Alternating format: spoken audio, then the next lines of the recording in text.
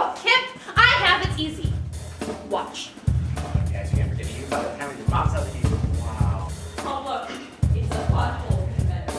Hey, you've got a door. My armed guard will shoot you. I'm suicidal, dummy. Do you think I care? This is a takeout menu from the Happy One. I don't like group therapy, and I don't like clowns. It's like The ruin like with a railing. Ready to end it all. That was just a trick. No. Just Megalith. It was nice meeting you all though. No more booze! What'd you do that for? I quit drinking. But you're an alcoholic. I chose this particular piece because it is a black comedy. It's absurdism, and I think that those were two styles of theater that hadn't really been explored here yet. Because people look at drama and they look at comedy and they automatically think that drama is more difficult. It's not more difficult. Comedy is harder, and there's timing and there's spit takes and there's falling on the floor. But the challenge of it is to maintain this idea that there's a deeper message here in this particular piece, being we're really not in control of anything, and no matter how much we plan and how much we try, life is going to throw you these curveballs. And I think that finding the joy in life when that's happening is, I think, one of the overall messages of this show, that there's hope. I guess I would just describe it as really peculiar, but it works. It's one of those things that I guess you would see it for the first time and you kind of have to take a step back and look at it as an entirety instead of just pieces. It's weird, honestly. It's really cool because the better side of it is that it's nostalgic, and I get the same sort of feelings practicing that I did practicing it back in August, which is super cool. And one of the cooler things is now that we're already so progressed, we have so much more time to look back at the script and deeper analyze it. The characters have a lot more depth and there's a lot more understanding of our character motivation this time around. So maybe you'll look at a line and say, oh, maybe I should do it this way as opposed to the way I did it before, and see if that makes more sense. So I think we are doing the same show, but we're doing it in such a better way, and we have a fresher perspective on it. So when we're just remastering it now and just kind of making sure that it's even better than it was before, I just kind of take pride in it almost. It's nice. So I had 4 left, and that was fantastic. So I had to recast 3, and that was difficult. And there was a lot of people who expressed interest in it and came and auditioned. And again, I could have cast it in several different ways. The danger there lies in I had this fantastic experience, but I don't have the same cast. I can't replicate it. Even if I had the same 7 actors, we're not in the same place in our lives. And because we're not in the same place in our lives, you can never recapture that. In One of the World, when it originally was done, I was not in it. So I am so excited to be in it. I think this time though, it's different because originally it was a traditionally staged production. And now we're working with this new, I wouldn't say medium, but an artist would say that, this new type of performance. And although it's pretty similar, it's different and it requires different changes. And it's interesting to see what we consider essential to our plot and to our scene because of the shortened time. I've done a lot of shows where the show's been done before, and I've always had that worry, like, is the other actress better than me? Or are people going to think that? And I know I've been asked that, and I've seen other castmates who have been asked that, and it's just kind of like, you know what? I'm my own person. I'm going to be doing this in my own way, and you just gotta think, this is you. And it's going to be totally different than what someone else has done, and you just have to be proud of your own work and proud of the way that you make it your own. The 2 pieces ended up being very different, but I don't think anyone was superior to the other one. For the cutting, it was a lot more frenetic and there was a lot more movement. But I don't necessarily think that was a better choice than the way we did the full-length show, where you had time to really get to know these characters a little bit. So when we got to the scene that we ended up using, it didn't need to be so much movement.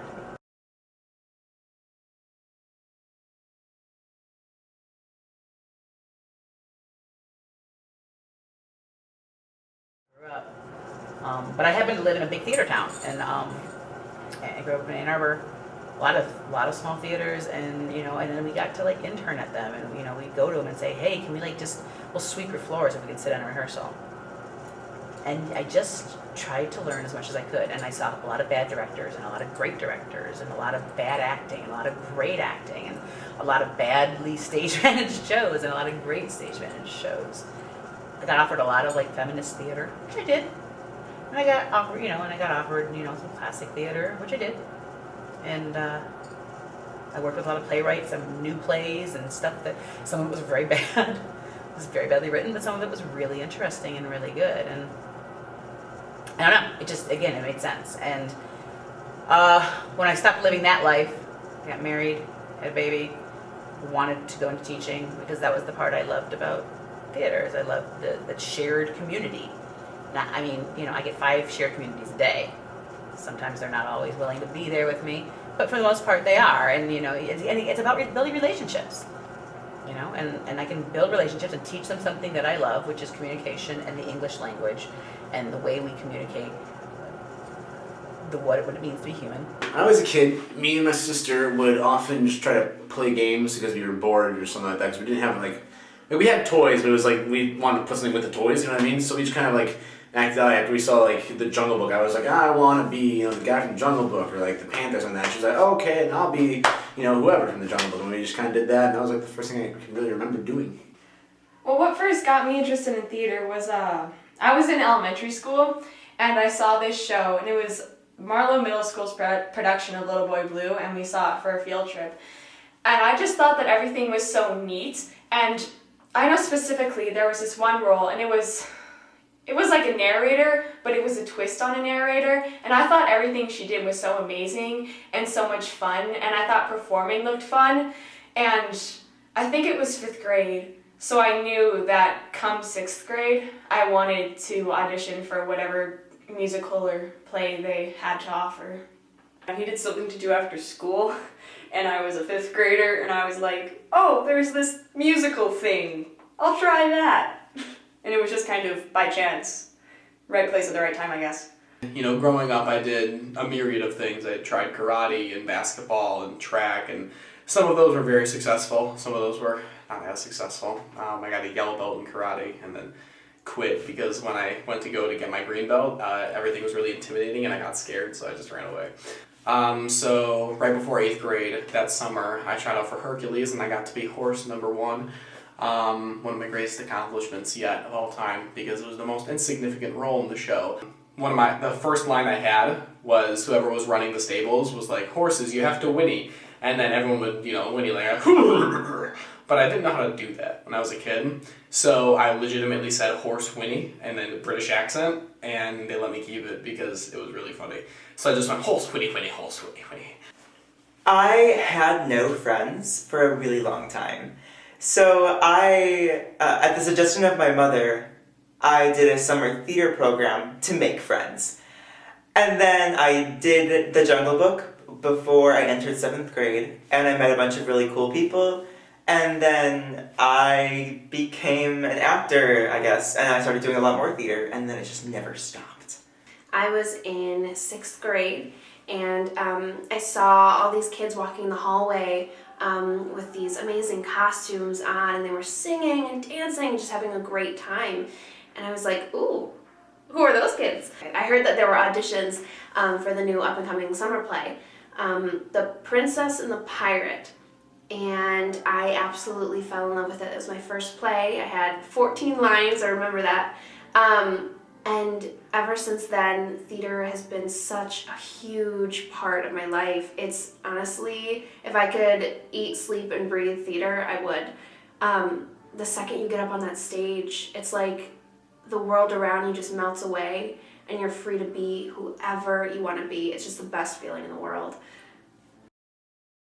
Mrs. DeFrancesco, or Ms. DeFrancesco as she wishes to be called, is a gift sent from above. She is, I think, the best director I have ever worked with. It was very clear from the beginning that she was very different from Mr. George. Mr. George is very by the book, essentially. You'll do your blocking, then you'll do your memorizing, and then you'll run the show. And that's it until you get to your performance. There's not really a right way or a wrong way to direct. There are some directors who are very structured. They know what they're going to do. They know where they want the actors to go. They sort of have it mapped out in in their brains. I remember in college I had a really old school director who would make little paper dolls of actors and make a big set, and he would just move them around like at home, and he would come in and he'd say, "This is your blocking." And it was all very technical, and it was all very tight, and it was all very, very boring for actors. Working with DFC is an entirely new experience. Her directing style is different than any director I've ever worked with before. She has us, like, she'll ask us questions about, like, why would Lois, want to go over the falls in a barrel? Why does she do these things? And you're expected to be able to come up with these answers, and she doesn't offer you, she doesn't cop out. She's not going to give you the answer. She might help you find it, but you have to be the one that comes up with the ending idea. A lot of it is done in intention and what that character wants, and if that character were a person and they are a person, what do they want out of it? And it's interesting to see that analysis for so many different angles and watching other people be directed and being directed oneself. I'm more interested in the organic process. What's the story we're telling? What's the journey this person is on? Because every single one of those actors should know their journey. I think I remember every rehearsal I ask, what's the show about? And if the actor can't tell me the point of view, from their point of view, even if they're like guard number 4, their answer better be, well, there's this guard, and he works for the king, and he's watching this whole thing go down. Yeah, that's right. That's what that play is about, because it has to be what it's about for you. But if actor's just like, well, I'm just sort of here being a supporting character, or I'm in the chorus, that's nonsense. You better know that character's backstory. She also is very focused on the physicality of acting, which is something I've never really been asked to focus on in the past. So we all focus on like why movement is important and movement being purposeful instead of just, oh, I'm walking. Well, why are you walking? Why do you feel like you need to walk? Why do you need to do those things? I want you to get across the stage. You better figure out a reason you're going over there. If there's a tray of candy over there, you better start craving candy like 4 minutes before you get up and move over. Like, oh, that's right, there's candy across the line. I think Mr. Francisco's directing style, it's honestly been so fun to be in this cast, I think because of that, because we do all these warm-ups and they make me feel so excited. They give me so much energy. They make me look at myself in this different way, make me look at the talents that I have in this way, like talents that I don't normally touch, like dancing, because my favorite exercise that we did was she played music. We had to dance, run around, leap, jump, scream, laugh, and just... The one that probably helped me the most was she talks about the art, I think it was called Shizuki or something like that, where basically you try to move as slowly as possible. But when you have to slow down and you're feeling every muscle and every tendon, and you can almost feel the blood pushing through your body, but still being mentally very alert about what you're doing, ideally, if you're in that much in control, when something goes wrong on stage, you're going to be able to handle it. So you're very much in control of what's going on physically, like really in control, because to move this slow is not easy. But your mind is going very, very fast, and you're trying to figure out what's going on. Working with DFC is a very interesting experience. There's a lot of emphasis placed on your energy and your intentions in movement. So we start off with usually games if we're lacking energy or things to focus our time on, or our energies on, and our instincts and stuff. So that we have our minds and our bodies are in a good place to work a specific section. I honestly don't think we would have pulled the show off if we weren't under her direction. She has this really cool method where if you're not getting something, and you've tried and tried and tried, she pulls you away from the scene and she has you do something completely different from what you were doing. So you may think this activity that she's having you do is strange and it gets you out of your comfort zone, but in the end, you realize once you've done that scene again with that activity in your mind that it ties completely 100% to what you were doing and it's completely relevant. For example, we played a game of spoons the other day, because we lacked energy and intensity in the scene, and she said, just think about the intensity you felt when you're grabbing that spoon and like you're looking, like there's 2 people left and you're looking for the last spoon, you know? There was a lack of need in the scene. People were just sort of going through the motions. And so I had to get them to a point where they had to get something. They had to grab it. They had to get that objective. And whatever their objective was, their objective to get their wife back, their objective was to, to run away, to kill yourself, to get paid, whatever the objective was in the scene, they needed to need it. And they weren't needing it. And so something as simple as playing spoons in the food room got us there. And like connect with the people around you, don't connect with the people around you. And it's just those, they made me so excited because they made me feel so alive. They made me feel like this is real. You're here and you're living this life. And right now you're living it to the best possible extent that you can. And I think that's one of the greatest things a director can do because it makes you feel so committed to what you're doing and it makes you feel like you love theater. It makes your love that you had when you first started out, you feel it again and you feel all the excitement. And I think that's what I love about DFC. So again, it's very organic. We sit there, we go through it. Sometimes we'll run a scene 8 or 9 times. Sometimes we'll like, okay, we're not going to come look at this again for a little while. It needs time for us to figure out what it is. And it's like love. You can't rush it. I mean, you end up with bad love. You have to see what it is. And, is it going to be a friendship? Is it going to be a romance? Is it going to be a rivalry? Is it going to be a hatred? Theater can be all those things, and sometimes all at the same time. But if you're respectful of the process, I mean, you get so much back in return. You gotta learn everything and practice it so hard that eventually you can forget it and it becomes natural. So with lines, obviously there's body language and there's things that you're doing with the way you walk, the way you talk, and like what you do with your hands when you talk. At some point early on, it's all kind of rehearsed. You do it, you point this way, a specific way when you're saying a line, or you do this or you do that. But you practice it so much in so many different ways that eventually, once you get everything down and you really become your character on stage, it all just happens. It just comes out. It looks real. Because if you're forcing yourself and you're just saying, I'm going to go do that and that and that, then it looks rehearsed, it looks overdone, But if it's just happening naturally, then that's what's going to look the best, because it doesn't look like actors on a stage anymore. It looks like you're watching a scene happen in real life. It feels like you're in the hotel room with the characters and you're experiencing that uncomfortableness with them because they're so natural with each other. It just kind of comes out. The cool thing is, once you've worked in theater for a couple years, and you've worked with these people for a while, and you get to know them, you tend to bring a lot of your characteristics into that character because of the people around you. Because you're so used to being with them that you just, when they say their line, you just automatically react as if you would if you were you and not that character. And that's something really cool that you can't really explain to people, like how to do. It just comes naturally. So when it comes to her, Mrs. DeFrancesco, DFC's directing style for what she told us to do with nonverbals, because they really are like the most important aspect when it comes to acting.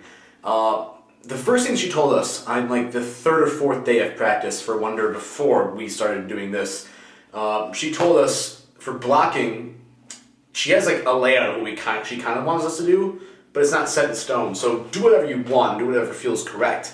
So basically, everything that you see us do with nonverbals, like facial expressions or hand movements or anything like that, most of it came up with us. Like, we really didn't have a lot that came from her in that respect.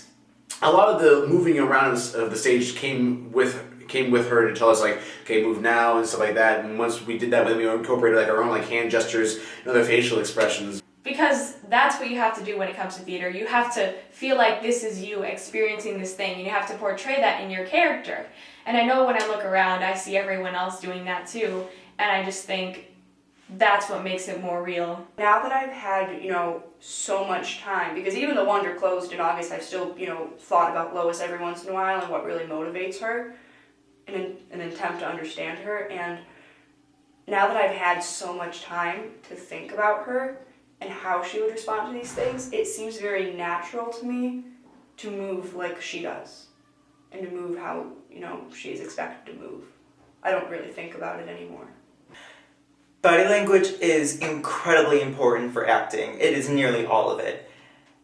And most of our lines that are critiqued is because not necessarily of delivery, but of emotion and body language that corresponds with that emotion. Sometimes it comes pretty naturally if you are attuned with your character, but if you're just starting off, it is wise to look at your character and to look at what's happening around the lines of that character, to see what they're feeling and to give yourself an idea beforehand. That way when you're actually working the scene and when you're actually inside of it, you'll be able to react more appropriately if you have just a general idea of what they're feeling, and it'll help you immerse yourself more in that character. We had an incident at contest play where the gun flew off the stage during a struggle, and the actor, Jordan, was going to go after it, and I could see him sort of stop, and the things that went through his head very, very quickly were, oh my God, the gun's off the stage. Oh my God, if I step off the stage, are we going to get eliminated? Okay, what am I going to do? How am I going to handle this? But at the same time, he was saying his lines. He was getting across the room. Now, Mr. Wallace and I, sitting in the audience, know him, know what's going on, and we can read what's going on in his head. But the audience had no idea. And that was a really good example of that, is he was like, there's something major going on here, and I have to deal with it. I can't just stop and be like, oh, the gun fell off. Theater's a really brave thing to do, and it's a really scary thing to do, and it's like jumping out of a plane sometimes, because you don't know what's going to happen. And you got to sort of trust each other. You have to trust strangers. You have to trust people you don't know. You have to, really just be open to being vulnerable. And I think that's something we could all stand to do a little bit more. I think that it's also partly our responsibility to make theater exciting, to make it innovative, to make it, if I'm watching a show that I directed and I'm bored, that's a problem. And there have been shows where I'm like, I just want to get to this scene, because once the scene's over, the show is good. Well, then I'm screwing up because I didn't stop and fix that scene. People don't like Shakespeare because they're like, it's boring. Yeah, it can be. Shakespeare should be full of music and excitement and action. And when it's not, and people see it, they're like, well, that's what Shakespeare's done. I don't like it. Okay, well, whose fault is that? It's not Shakespeare's fault. So then we have to take a look and say, okay, if it's not the author's fault, whose fault is it? And people don't like looking at themselves and saying, yeah, it's me. And people don't like doing the work, and that's part of it too, I want to just get up there and sing my song or say my monologue and be done, and then, get the applause. Well, you don't deserve applause. You're going to get it because your mom and your dad out there and your grandparents and your friends, but you don't necessarily deserve it. You need to earn it, and you need to put everything on the stage. And what? Captain, he just died.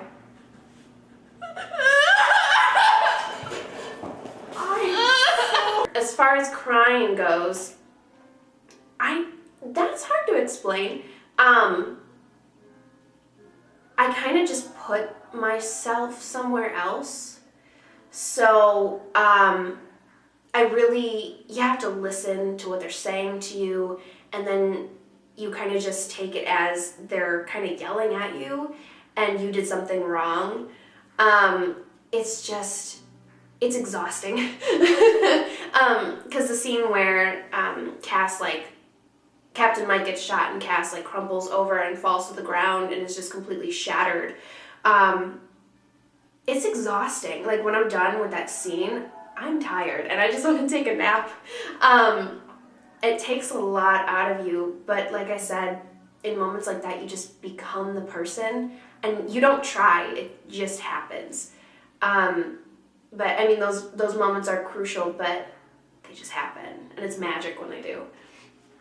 You're all being selfish and naive, and I'm sick of it! What is wrong with you people? You are in one of the most beautiful places on earth, and you're in a hotel room fighting like maniacs! It's weird because I myself am not an angry person. I don't get that angry ever. So to be screaming at these people like about anything is just fun. It's interesting because it gets me to see from the perspective of someone in real life who might be like that, because since I'm not, it helps me kind of understand humanity. You know what I mean? I get to understand a lot of different types of people because I play all these different types of characters, and being that character at that moment, I've been on the opposite side, and it's hard to understand why you're being yelled at all of a sudden just to get a message across, but I understand it now, having done it.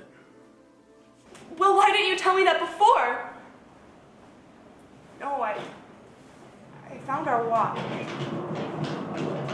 The watch I lost on our honeymoon. Never mind. Go back to bed. I guess the high intensity moments, well, you're actually feeling it. I know, it's acting, but for those, when I'm up there for those 40 minutes, I am Lois for all intents and purposes. And your husband left you, and he's in a foreign country, and that sucked because she had finally gotten to the point where she was ready to be everything that she needed to be for him. And he didn't want it anymore. So you actually have to go through and feel that. Am I right? Right as rain, baby. I need to go with the captain. Who's the captain? I am. I'm the captain. And he's the one I choose. I'm sorry, Kit, but I choose him. Why? Is it because we lost? Cass, this is all just a... I draw from things, a lot of different things, for example, breakups with girls for some guys. I don't know what to say. My things are kind of weird, but I just kind of draw something like that, something that's really depressing and hit me really hard in my life, and I use that in that moment because it's just kind of something that I use to take my anger out, and just kind of. I hit that box. The first couple times I hit that box, I actually got a bruise on my arm, right here. And it stayed for me for a solid week, so I was just, it's just weird. But yeah, I really do feel angry in that moment. It's not just a facade. Well, I think when it comes to my big moments where I have to really show that I feel this, or I have to really feel it, and it's a big point, one of my biggest ones for that was, I think, when Jordan's character gets shot, because I'm oh my god, I did this, he's dying, and then when they say that he's dead, I freeze, and I just slowly turn, and I look at him, and I just think, oh my god, this man, he's dead because of me. And I know that since I don't really have many of those moments, I put a lot of focus into that one, because I love to have these characters that people they see into them, and they see what they feel. You can peel back the layers and you can see what's really on the inside, and I think those moments really show that, and so I love to just make those the best. Jesus, Carla! It was an accident! You should have let her go! I'm sorry, but I was afraid of being alone, and you know what they say, being alone is the biggest fear any of us have. Actually, I think you're talking about speaking in front of a crowd. She's right, public speaking with everyone! In that moment, because the lines are pretty simple and it's just movement, it's basically just emotion. There's not so much verbally to communicate. It's really easy in those moments, because I'm not trying to focus on anything else, to kind of get lost in that. And the therapist, Jamie McShane, he's so angry, and he's so disappointed, and he is trying to pin blame as quickly as possible, because I think there's a part of him that thinks that his therapy didn't work, and now he's trying to make it not his fault. So it's this desperate plea to put it on Kip, to not make it him. and to make Kip realize that he has been responsible for every bad thing that's happened in his recent life. That he needs to stop blaming his fears or blaming other people. Even though that's exactly what the therapist is doing. That's interesting. A little hypocritical, but accurate to personhood. So I think, like, being in there, it kind of just washes over you, and you want to communicate that as much as you can. It becomes part of you. And you stop seeing people as an actor, more as a character. It's cool. There's a social aspect of theater that kind of is missing here in this school, and I'd like to see it open up a little bit. That really there should be time to talk to the artists, to talk to the crowd, to talk to the audience, and to talk, that there should be a community. My favorite part about theater is probably the people that I've met along the way. I know that sounds cheesy, but I've met a lot of my friends through theater, and they've helped me just kind of shape me who I am now. I feel that you're always among friends. It becomes your family. And there's so much support. And you're among a very artistic, very intellectual community, and I think it's magical. I think my favorite part of theater is having that bond with the cast, and I think especially this cast, because we're more of a smaller group of people, so you develop a connection easier, and I already knew most of these people, so it was like I already have like this small base or this strong base with them, and this just kind of brought us closer together. And that really makes the show stronger. Like, if you have this good friendship and you trust these people, then you know you're gonna make an amazing product. As I've said, I've done sports, and the thing about sports is you do meet a lot of different people, but it's not as unique and diversifying as theater. With sports, it always seems like they're very stock personalities set into different people, as mean as that sounds. But with theater, it's like you have all these people that do all these different things, but they all come together for theater. Like I myself am a nerd at heart. I do Rubik's Cubes, I love calculus, I do that kind of stuff. We have the people that still do sports, but also do theater. There are kids who play Pokemon, there are kids that are gonna go to MIT, and there are kids that are going to go to community college. You have every range of person that wants to be an actor, because it's a thing that doesn't necessarily require intelligence. It's just, or a lot of training, like an athlete maybe. It's something that's like an innate talent that can be placed into anyone. I guess I really enjoy the camaraderie. Everyone here is really nice and really accepting of all types of different people. Like, I'm in special ed, they don't care. A lot of people here are gay or bisexual. No one cares. We're all just really accepting and loving. It was a show called Anton in Show Business. Fantastic script by Jane Martin out of Actors Theater of Louisville. And I was directing it. It's a show with 7 women, and my best friends in the world came out of that show. It was myself, it was 7 women, and it was my male stage manager, Luke, who is a dear friend of mine. I was the best person at his wedding not too long ago. There was just an openness of like, this is me. The masks came off, and it was, okay, strangers, I'm gonna open myself to you, and you can either love me or you can mess me up, but I'm not gonna hold back. And we went into that show like you go into a marriage. You're like, this is me. And there was a lot of vulnerability, and the show ended up being fantastic. It's a hysterical show. It was beautiful, and people were affected by that show.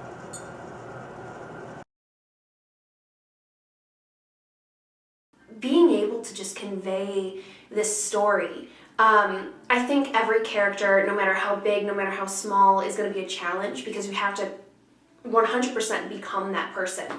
So I think the challenge of it, when you succeed in the end, it's so incredibly rewarding. And you know that you've done it when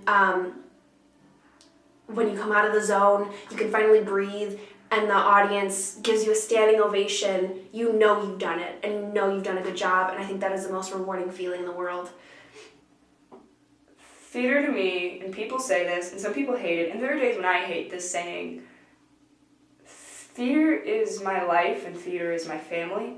So like I spend usually 20 to 50 hours a week in the PAC, and these are the people that I'm around. I see them more than I see my parents. So I love the people that are here, and they've accepted me, embraced me, and who I am. And that's important to me. Theater is acceptance, and theater is love. Theater in general is to know the person and becoming that character in general, but I don't know, that's a really weird way of explaining it. You see yourself in them. You see yourself in them. You help other people through other things, because theater itself, it's not just about the one individual, it's about everyone else, because you do become a sort of a family. Like, you get to know each other because you spend so much time with them. Like, for another show that I did a while ago, I became good friends with the guy Joey White, and he's practically my brother now. Theater is everything. The way I see it, you walk into, like, our theater facility, we call the PAC. You walk into the PAC, you step onto that stage, and you feel like you belong. After doing theater for so many years, you just feel like it's part of you, a really huge part of you. And when you're not doing a show, you're not memorizing lines from a script, you're not stressed out over, oh my gosh, I'm never gonna memorize these lines. You feel like there's this giant hole inside of you and something's missing. So you walk out onto that stage and you finally feel like that hole is filled. Once you start getting into the scene and learning the show, there's nothing else in the world that matters. You step out onto that stage and the world just melts away, and you can be whoever you want to be. You can let out your frustrations, your anger, anything that excited you during the day, and you can pour that into your character. And I just think that's amazing. Theater is a place where everyone belongs, everybody can contribute, everybody can be who they want to be. And I think that's incredibly important to have, especially in high school, because you walk the hallways and you feel like you're an outsider. But you walk into the pack and everyone just belongs. Theater to me is just like a way to like release emotions in like a real way. Because like I said, I don't really have too many actual problems with my life. Like I've had like a grandparent die and like an aunt die, but like nothing that like has actually impacted me so much that like I become a different person. I'm not really sad all the time. I'm not angry. I'm not depressed. So like generally in regular life, I'm constantly either happy, content, or like average, Like I don't experience emotion. And as a human being, I seek that. I want to feel emotion. So that's one of the things I love about acting, is that like once I become a character, I'm actually genuinely feeling these emotions as I'm like playing these people. And I just love being able to cry, to scream, to do all these things that I am almost incapable of doing in real life, just because I don't have the motivation to do it. But now that I get to go on stage and be someone who I'm not, I get to. And it's a nice outlet to like let that stuff out, you know what I mean? Personally, to me, theater really is, I think, an expression of oneself. Because even though you're playing a character, it's still you.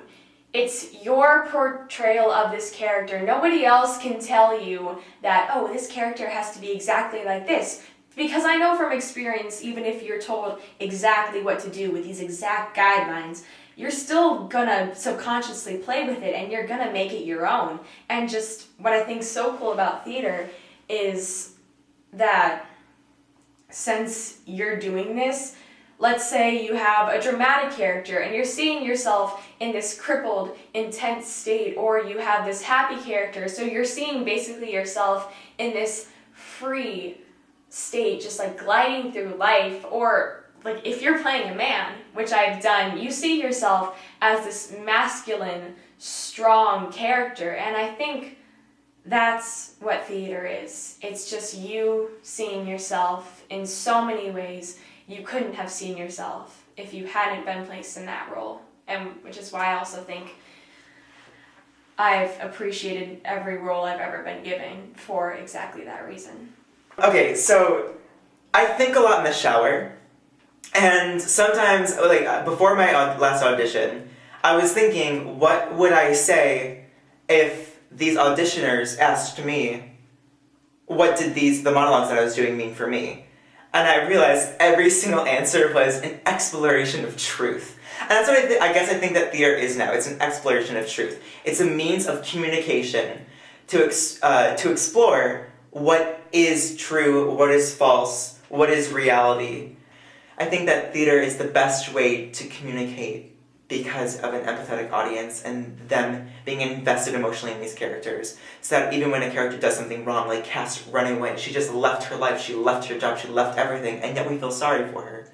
So then if we see someone else on the streets who left everything, left their entire life, left it all, and we think, what's wrong with them? Are they crazy? We can say, no, Cass did that. This person has a reason. They left because something bad was going on. It makes us better people, and it's, I think, the ultimate way of empathizing. Theater to me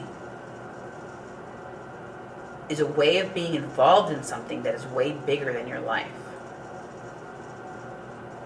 I'm never going to be a queen, but I can play one. I'm never going to go over Niagara Falls in a barrel, but I can play one. And my hope is that every single role that I play, every single show I direct, every single show I design makes me be a better human. Because that character, those people, they're going through something I haven't had to. But you wanna be a better person than when you start out with.